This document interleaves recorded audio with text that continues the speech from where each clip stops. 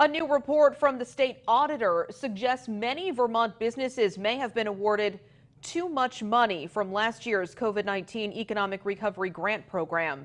The reason? A faulty funding formula. Local 22's Devin Bates joins us now live from the newsroom with more on this report tonight. Devin?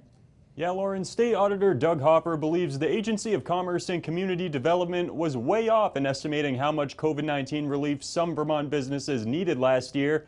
And because of that, some of them turned a profit from money that was intended to just keep businesses afloat.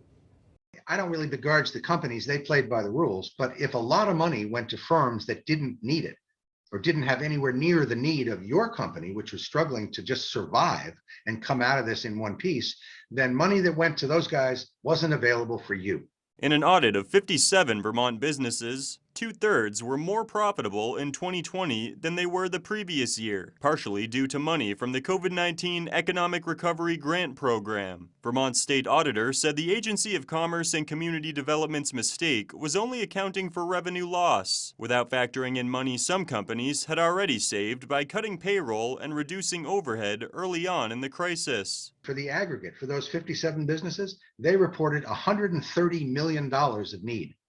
When we did the adjusted net operating income method, it was 14 million. That's all that's involved here, whether these funds were really closely and carefully directed to those most in need. That being said, the agency is standing by its methods, which Secretary Lindsay Curley said there was broad support for at the time, given the uncertainty of the pandemic. It was done with the administration and the legislature's blessing. It was within the guidance of the U.S. Treasury. We had to deploy money. We had businesses that had not seen any income for 5 months that were unable to pay their own bills, and there's such a trickle-down effect when that happens. Still, the state auditor's office is concerned taxpayers would be on the hook for that extra money given to businesses. I asked Secretary Curley whether that could still be the case. We have not heard anything from the federal government that would indicate that they do not support the way we deployed this money. And so at this point in time, I don't have a concern that that is going to be the case.